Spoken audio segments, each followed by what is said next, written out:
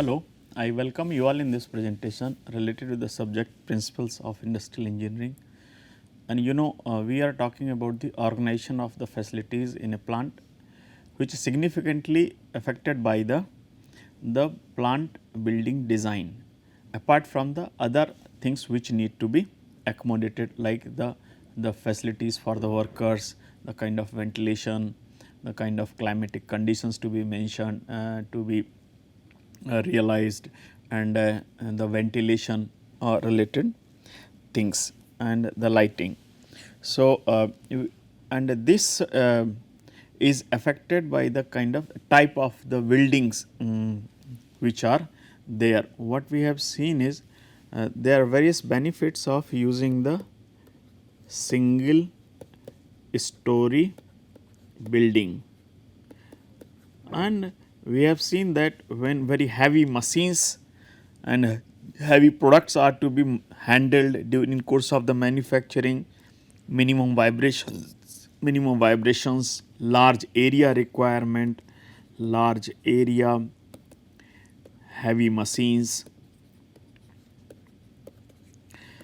and uh, the frequent change in layout is needed. So, these things are easily accommodated in case of the single story building, but for this we need a very large area. So, it is justified or good when the land cost is low. But there are other undesirable features also related with this single story type of the building. Now, in this presentation we will see the multi-story building, high bay building, spatial building. So, each of these offer the different types of the benefits and the structures, and therefore, these suit under the different conditions. Say in case of the highway building, it is a single story structure, but very long roof is available, say more than 10 meters, and the maximum it provides the maximum overhead space for use of the cranes, overhead facilities. It provides very good ventilation and the natural lighting.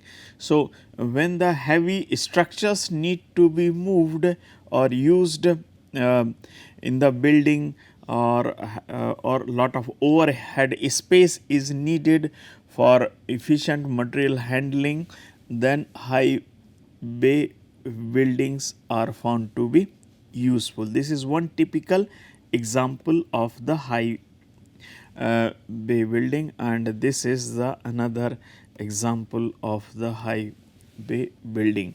Now, we will see the multi-story buildings.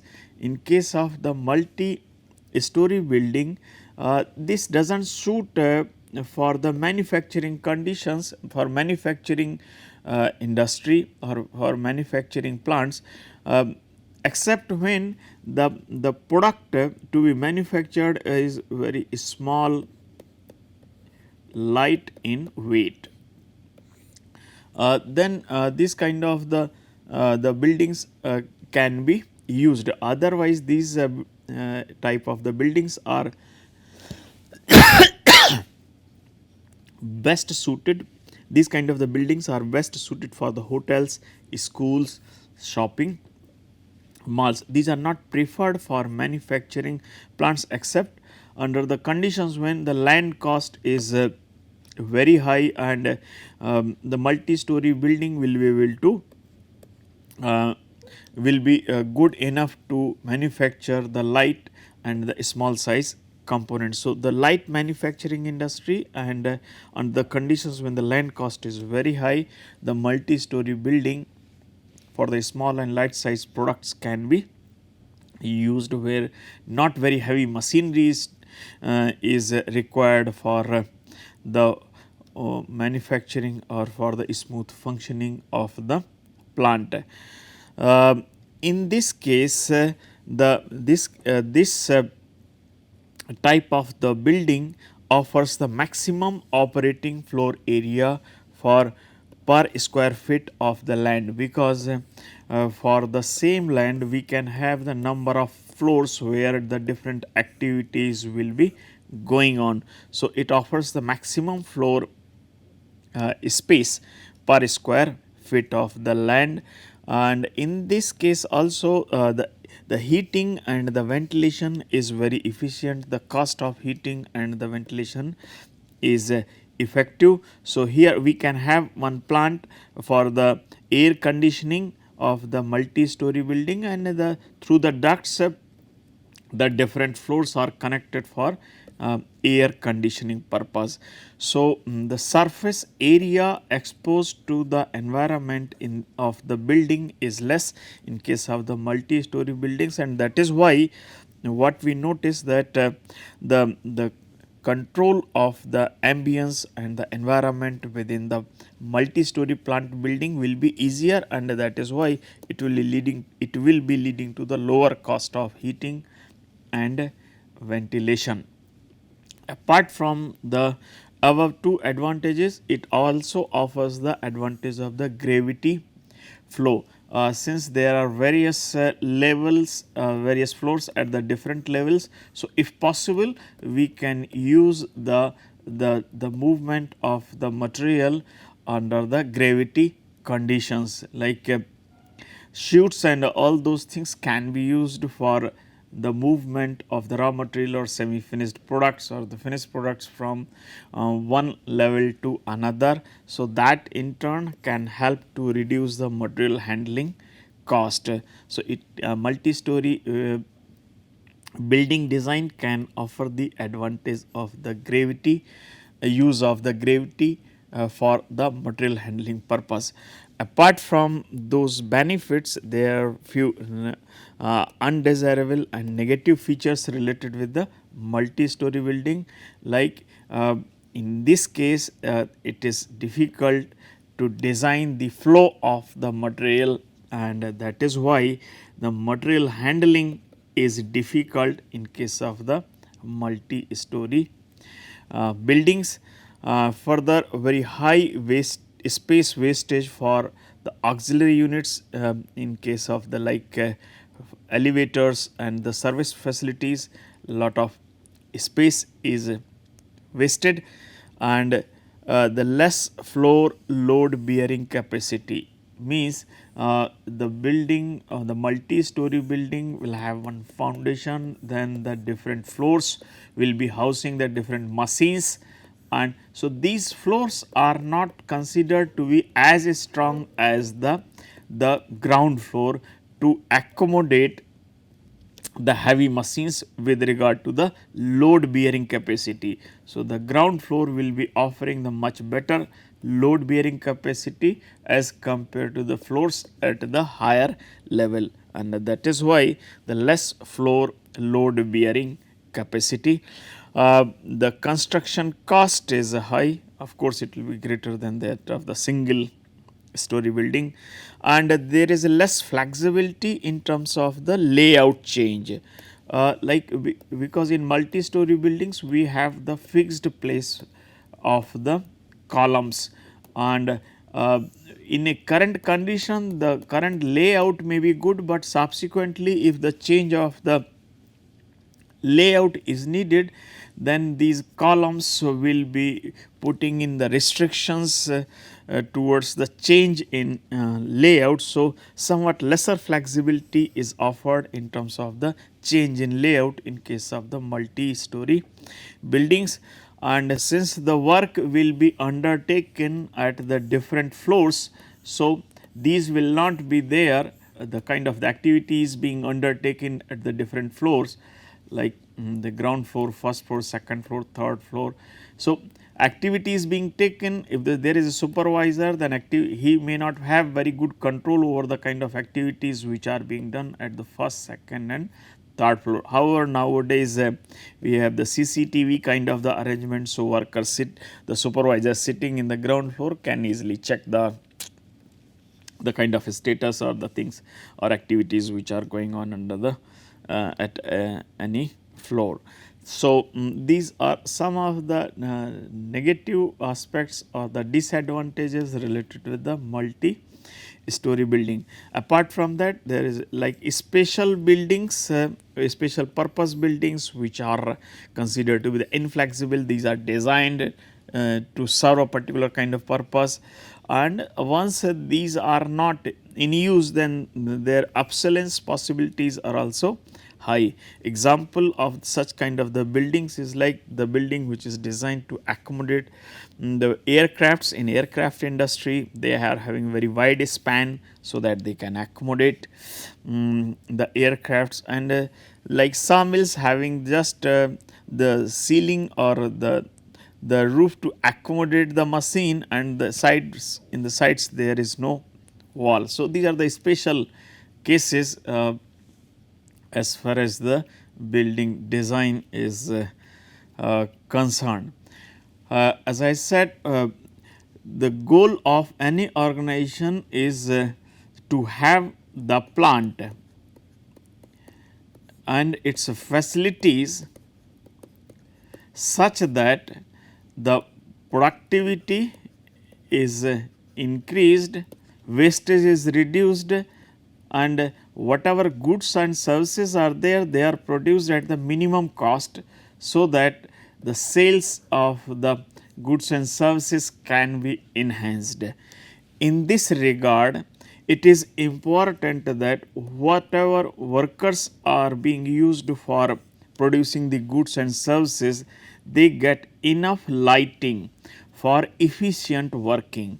Why? Because whatever information worker will be using during the manufacturing, basically worker gets the information processed by the worker to do the job, and this in turn results in the goods and services. So, this information which the worker will be receiving, 80% of the time is received visually, like he will be seeing some data, he will be reading the instructions, he will be seeing the job. So, most of the time the information that a worker uses to do the job is he gets through the visualization. So, approximately 80% information is processed visually for doing the things or to produce the required output. So, it is very important that whatever to have the good visual effects, to get the information and to do the job accordingly, it is important that there is enough lighting. And if there is enough lighting, then the worker will be able to do the job with the perfections, which will be reducing the waste. It will be reducing the fatigue of the worker in reading or interpreting the information. It will also help in reducing the accidents. So, if there is enough lighting to see the job, to see the instructions, to read the information which is there on the monitor or on the displays, then he can effectively get and understand the information and do the expected job. If it is not so, then it will increase the wastage, increase the fatigue, increase the accidents, and proper lighting will help to minimize all these. So, appropriate level of the lighting has to be maintained, and that will depend upon the size of the job, size or the kind of the instructions, the extent of the instructions that need to be interpreted or need to be understood, and he has to read those instructions, or the kind of the data he has to see through the different displays. So, as per the size of these things and as per the age of the worker. The illumination or the lighting primarily depends upon required primarily depends upon the size and the age of the worker. And we know that uh, when we install the new lighting system, the light is excellent. Gradually the illumination will keep on decreasing. Why? Because there will be the dust, there will be wear on those lighting systems, and that can reduce the illumination by 10 to 50%. So, this factor also should be kept in mind when lighting system is designed. So, as per the age of the workers and the size of the job, means with the increase of miniaturization or reduction in the job size, the lighting should be increased, and likewise with the increase in the age of the worker, the lighting should be increased. Apart from that, the dusting and the gradual wear on of the lighting system should also be kept in mind while designing the lighting system, because it will be reducing the illumination level. Then it is also important that the whatever the lighting is designed, the lighting is spread uniformly. So, uniform lighting and there is no glare, because very high contrast in terms of the lighting or very high glare can increase the accidents due to the reduced visibility. So, in order to provide the efficient and high productivity environment free from the accidents, the uniform lighting free from the glare should be provided. And then since there is a huge reduction in the illumination level with due to the dusting and due to the wear and tear, so the regular cleaning of the lighting system should be done. And apart from that, to avoid the glare kind of the effect, direct eye source direct eye to the light source should be avoided, means the eye should not be in the direct line of the sights of the line of sight of the light source. So, here is the light source and here is the worker. So, this kind of the direct line of the sight, the light should not be there in the direct line of the sight of the workers to avoid the kind of the glaring effect. The another important aspect in arrangement of the facilities and having the conditions which will help to increase the productivity and the reduce the cost, it is important that whatever worker is there, he is in the good health and he does not feel the fatigue. So, there is no minimum fatigue and the good health. For this, it is necessary that the comfortable working environment is provided, and for that what we need? We need to provide the kind of the climate conditions with regard to the humidity and the temperature. Humidity and the temperature conditions are favorable for efficient working of the workers in a factory environment. If the ambient conditions or the climate conditions within the building are not favorable, they are skewed, means either too hot or the cold conditions exist, then these can make the worker uncomfortable, and which in turn will cause very increased fatigue to the workers and the reduced efficiency.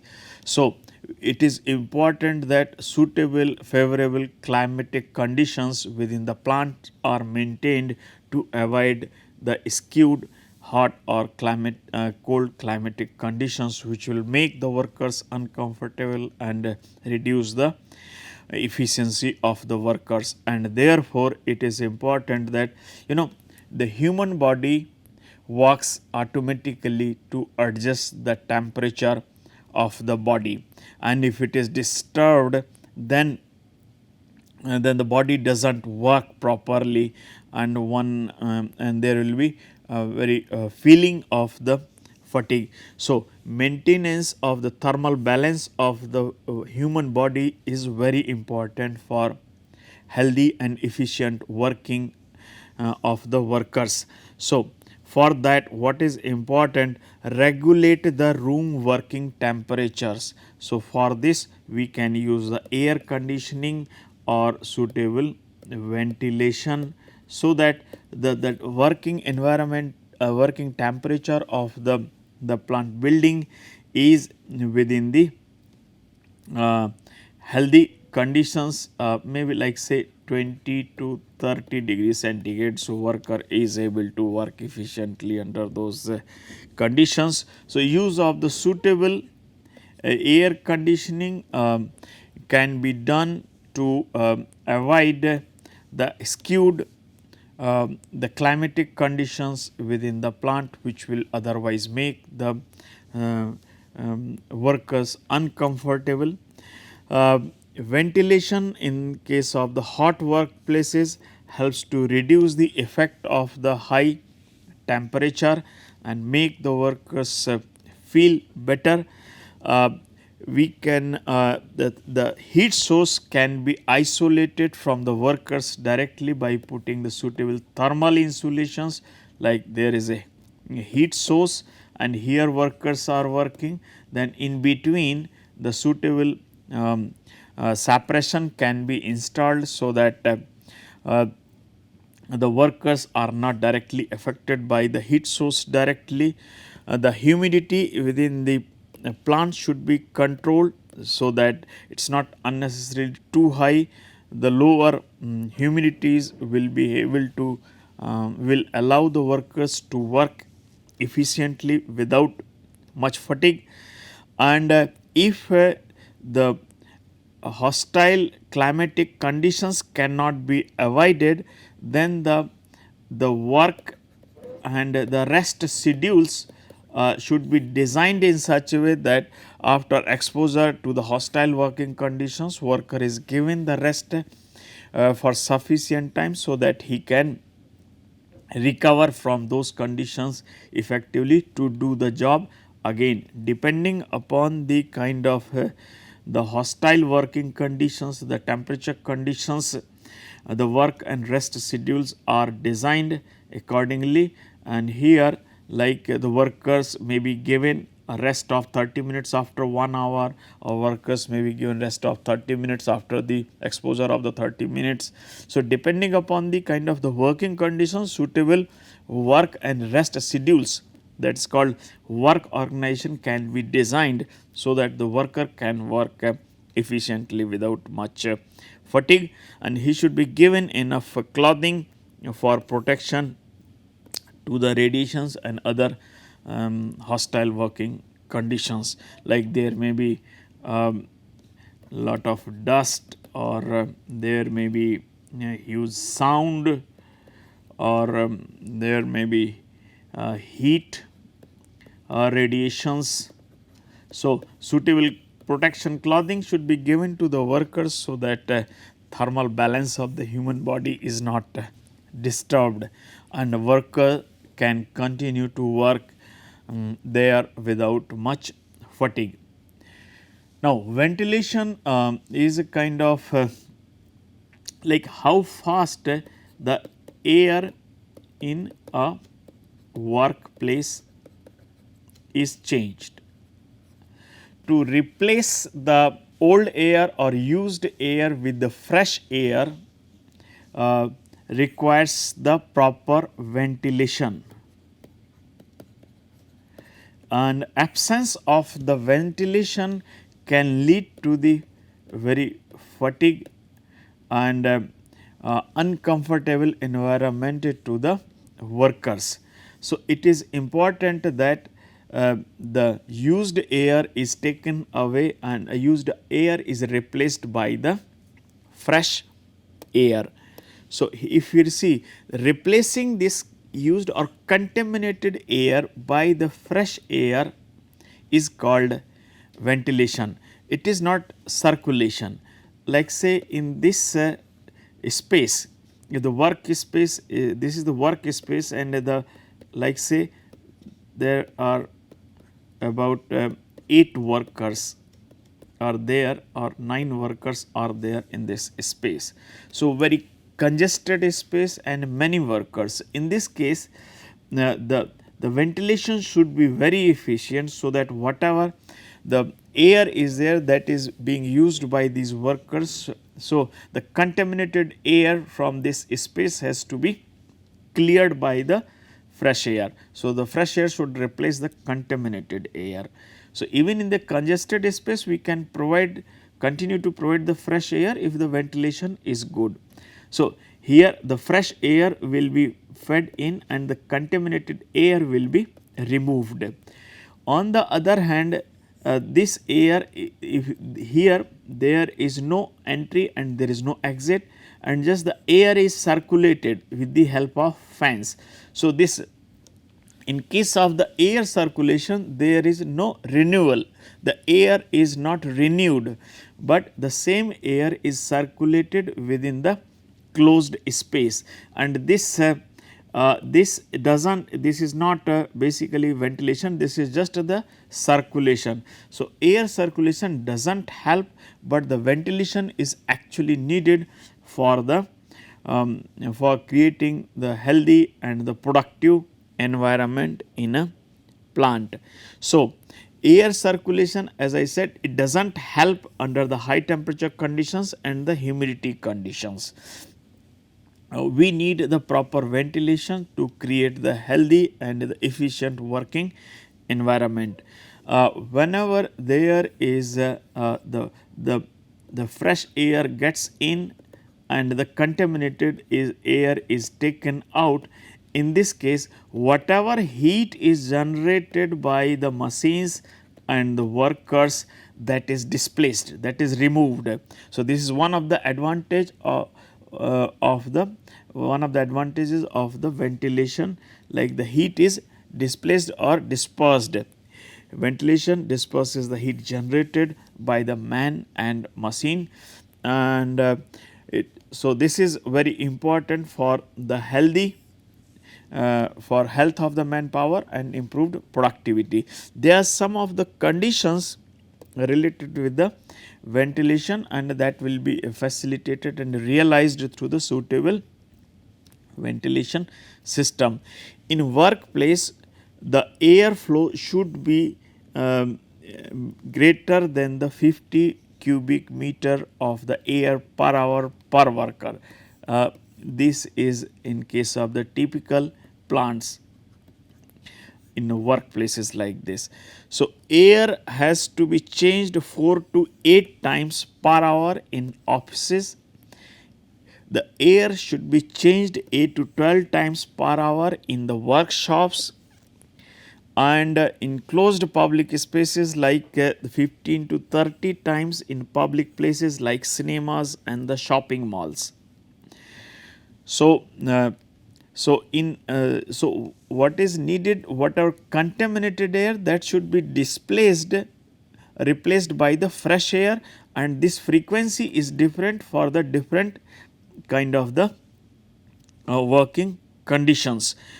And the air speed for effective ventilation, when workers are doing the work in sitting conditions, the air speed should be greater than the 0.2 meter per second, and when the workers are working under the high temperature conditions, under the hot conditions, then the speed wind or the air speed by the design ventilation should be in the range of 0.5 to 1, and if the further hostile conditions exist, then the air speed should be greater than the 1 meter per second. So, depending upon the working conditions or the high temperature conditions, the different air speeds should be realized through the proper ventilation. Uh, Apart from the ventilation, so as I said, in organization of the facilities, we have seen the organization of the facilities affected by the plant building, the kind of the lighting needed, kind of the ventilation needed, the kind of the climatic conditions need to be maintained, and also the kind of the work facilities for the workers to be accommodated in a plant, so that the workers can continue to work efficiently for increased productivity. So, the facilities like the drinking water, sanitary facilities, the first aid and the medical facilities, rest facilities, the feeding facilities, child care facilities and the recreational facilities should be provided. So, we need to accommodate these facilities in the plant, so that workers can satisfy their basic needs and they can relax and they can work efficiently, so that the so that the plant gains in terms of the productivity and the reduced cost of the product and services which are being provided by the organization or the plant. Now, we will see that once the facilities have been placed in the plant building, then the production has to be started. So, for the production purpose, whether it is production of the goods or the products or the services, for producing the goods, what we need? The raw material,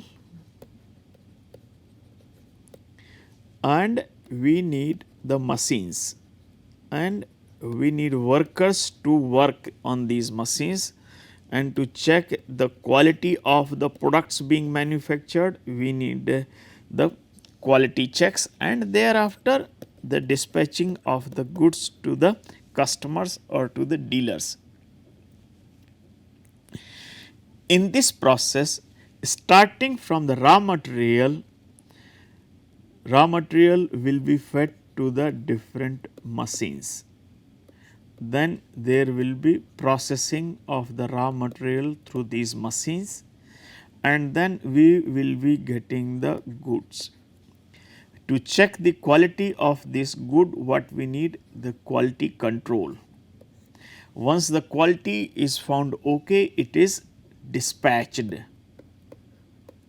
So, what we see in this process of the manufacturing, from the raw material to the supply of the finished goods to the customers or to the dealers, the things are being moved. So, this movement of the material from the raw material stage to the final finished product stage, there is a continuous movement of the material, and the kind of efforts that we need to move this material from the stage 1, 2, 3, 4, 5, 6 n number of stages, some kind of the equipments are used. So, this function wherein the material is moved from one stage to the another in course of the manufacturing and then sending it finally to the dealers and customers, we use a function called material handling. Material handling, basically this is the prerequisite, this is the necessary condition in course of the manufacturing. However, it does not contribute positively. This is the kind of the activity that we do not want or we want to minimize, but the things cannot be done without this, because it does not aid, it does not help in giving the final shape to the raw material, to the giving material handling does not help in giving the final shape. to the raw material, from its raw material stage to the finished product stage. That is why we want to reduce the material handling. So, what is the scope of the material handling, and what we want to realize in the material handling means objectives, the purpose, the methods. About all these things related with the material handling, we will be talking in the next presentation. So, in this presentation basically I have talked about the different types of the building designs, and I have also talked about the importance of the ventilation, lighting, climate conditions, and apart from that I have talked about the need of the material handling in course of the manufacturing. Thank you for your attention.